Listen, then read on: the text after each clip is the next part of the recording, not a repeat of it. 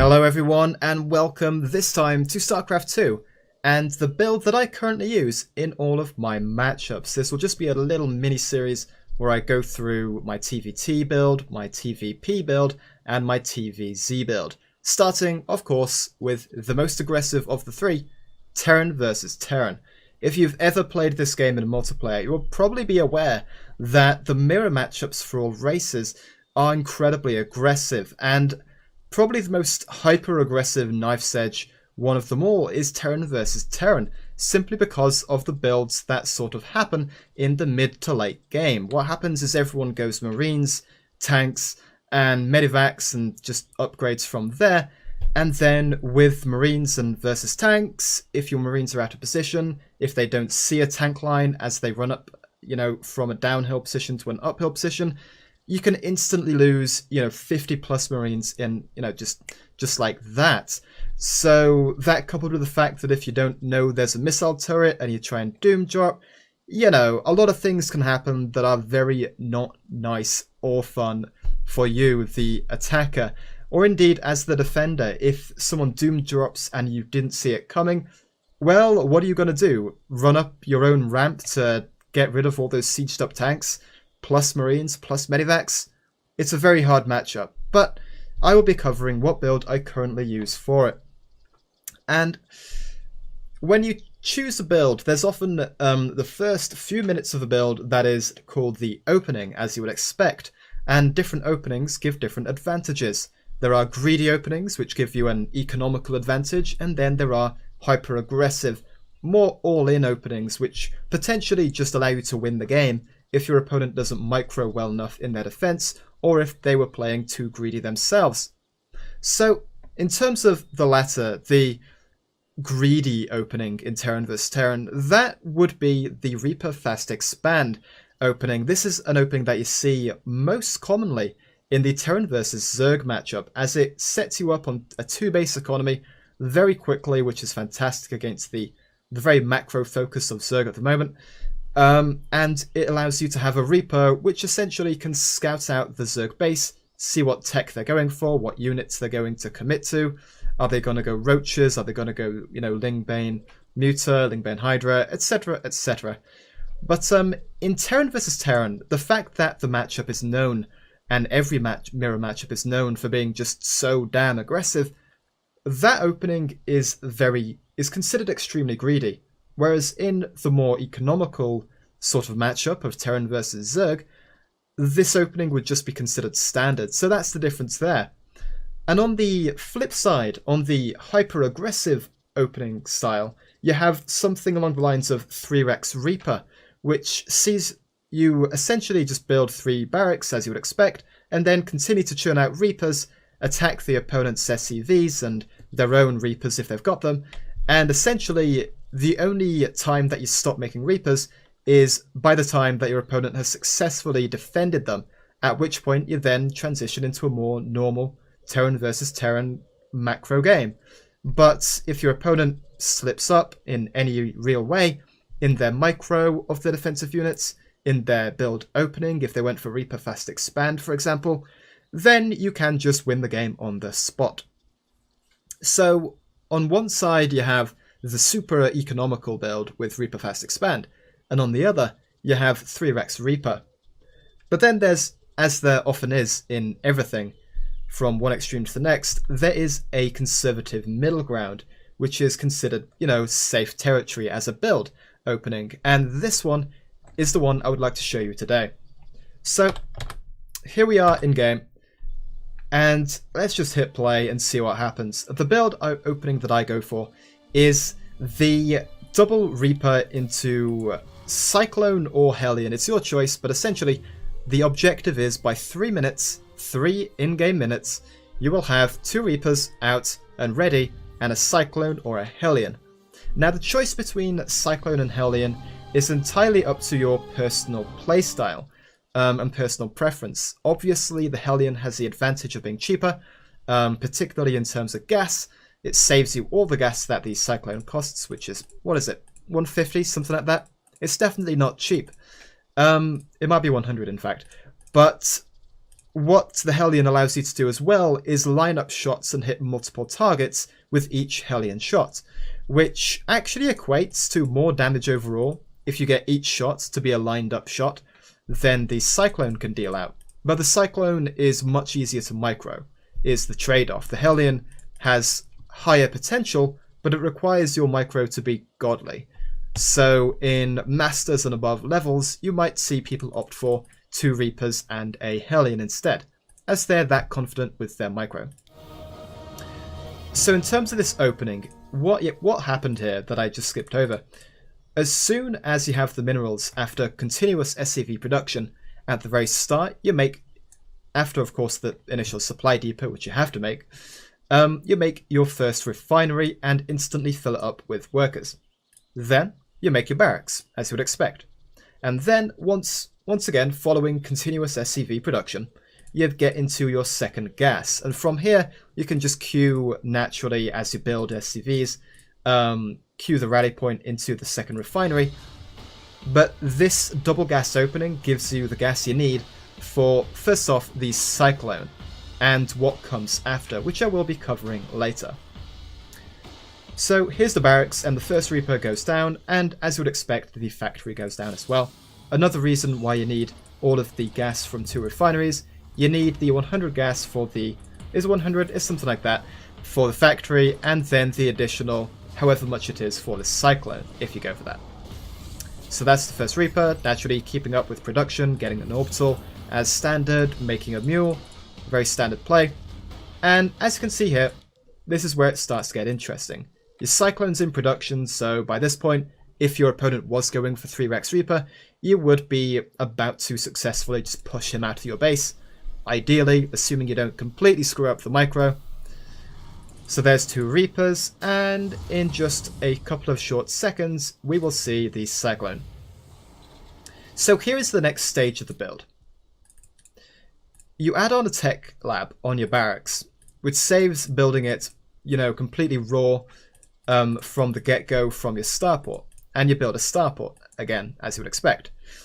Then you swap the barracks over onto the space that the starport took, and vice versa. And this gives your starport the tech lab that it needs to make cloaked Banshees. With the cloaked upgrade, as of course, cloaked Banshees being cloaked. That seems to make some amount of sense to me. And a little pointer to save, a bit of multitasking, kind of brain power, just rally the starport to a safe zone, like a bit of dead air that the opponent can't really hit, without aerial vision or a scan of their own. So this is kind of the next stage of the build. After you've got your 2 Reapers and either Hellion or Cyclone out, you then go for Cloaked Banshees. Now currently, in the current build of the game, you can go for either Cloaked Banshees or Ravens, given that Ravens have their own portable missile turret that they can drop down, which gives them essentially as much harassment potential as the Banshee. But naturally, with the big balance update that was teased a few days ago, I think it was just upwards of a week ago at this point, the Raven will soon be redesigned into more of a support mech unit, in which case this build will only transition from the 2 Reaper Cyclone into Cloaked Banshee play, or maybe the pros will come up with something different. So, that's the transition, but what do you do with your 3-minute, and let's just double check, the timing is 3 minutes. For this build to work, you need all of these units out by 3 minutes, and that is definitely the case. And based on the fact that the Cyclone is all the way out here, it looks like we got the Cyclone out, 2:55, which is lovely. This means that you're safe against 3 Rex Reaper once it's out, and it means that you get it out as early as possible to then do damage to your opponent. But is that the only thing that you can do with the 2 Reapers and the Cyclone? Well, not really, as the Reaper still has its main role of being a scouting unit.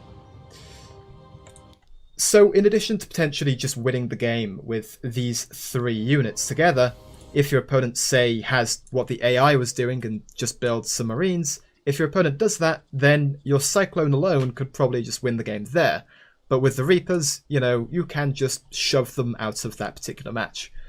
But say you poke in with your Cyclone and 2 Reapers, you notice he's got something very similar in defense, and you poke back out because, you know, there's no point trading evenly, especially given his defender's advantage. So, you know, you poke in, get confirmation that he's gone for a similar build, and then you poke back out and save the resources and army supply. What do you do then? Well, your scouting force still has 2 Reapers in it, and Reapers primarily are considered scouting units. It's why they can jump up and down cliffs. It's really the sole power of them. Of course, if you've played, you know, a match where a Reaper by itself has just destroyed 5 of your workers, then your view on the unit might be slightly skewed. But primarily, it is definitely an information gatherer. It is intended to run around the opponent's base, be annoying, poke at a couple of SCVs, sure, and then just run out and not die.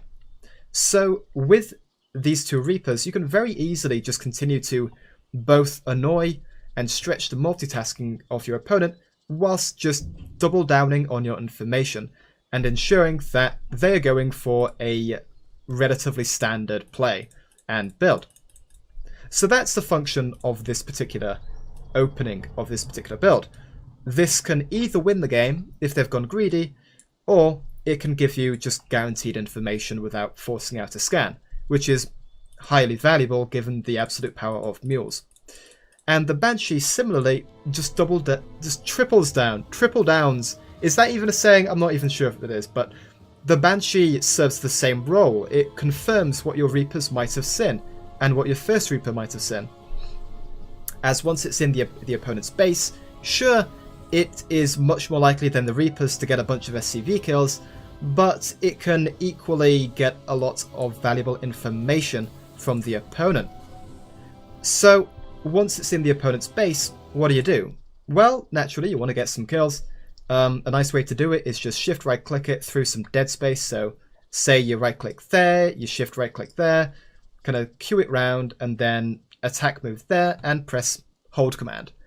What that does is make sure that it doesn't follow SCVs around when they get pulled, and it doesn't get yanked out of position into possibly a range of a scan or something like that. But naturally, it will be the most micro-intensive portion of this build, as the Banshee just benefits so well from extra micro being invested into it as a unit.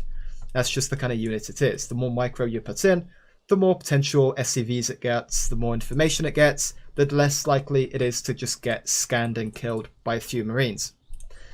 But what else does the Banshee give you as a unit? Well, as a unit, the fact that it can cloak is a huge deal. As you'll probably be very much aware, if you've ever had just a random cloaked Dark Templar in your base and you've got no detection somehow, it's the worst feeling in the world. The same applies for the Banshee, even though it's tied to energy, instead of just being inherent to the Dark Templar unit. So if the opponent, as is in this case, the opponent has no engineering bay, and therefore they have no missile turrets for detection. What does that mean? Well, it means they have to scan to get rid of your Banshee when it's cloaked.